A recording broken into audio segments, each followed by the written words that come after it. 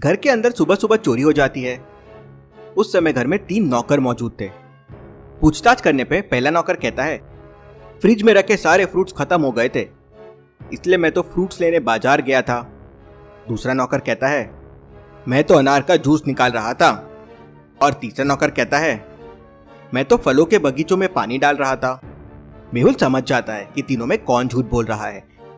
क्या आप सोच सकते हैं कौन झूठ बोल रहा है, ए, बी या सी? जल्दी से सोचिए।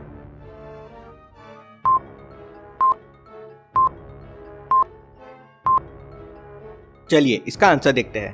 पहला नौकर कह रहा था कि घर के सारे फ्रूट्स खत्म हो गए थे, तो दूसरा नौकर अनार का जूस कैसे निकाल सकता है?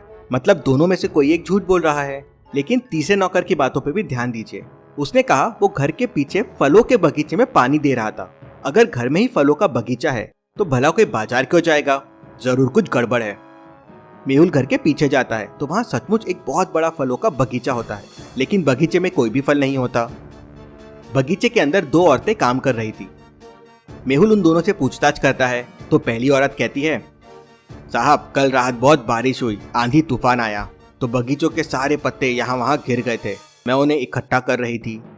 दूसरी औरत कहती है, साहब मैं तो बस आम के पत्ते लेने आई थी, मुझे कुछ नहीं पता है। लेकिन मेहुल समझ जाता है कि कौन झूठ बोल रहा है। तो क्या आप बता सकते हैं लॉजिकल आर्मी?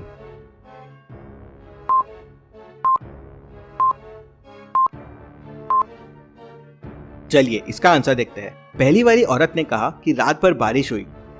इसका मतलब तीसरा वाला नौकर झूठ बोल रहा है, क्योंकि उसने कहा था वो बगीचे में पानी डाल रहा था। अब भला इतनी बारिश होने के बाद कोई पानी कैसे डाल सकता है?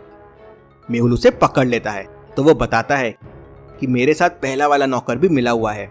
और कौन कौन है तुम्हारे साथ?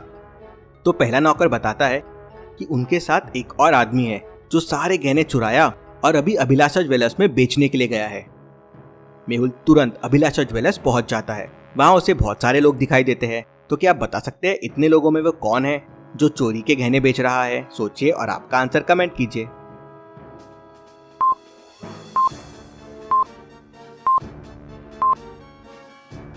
चलिए इसका आंसर देखते हैं। बाकी सब लोग गहने देख रहे हैं, लेकिन ये आदमी के हाथ में देखिए अलग अलग टाइप के बहुत सारे गहने हैं। अब कोई एक साथ अलग अलग टाइप के इतने गहने तो देखेगा नहीं, मतलब ये गहने बेचने आया है। मेहुल समझ जाता है और उसे पकड़ लेता है। Detective Mehul rocks. चलिए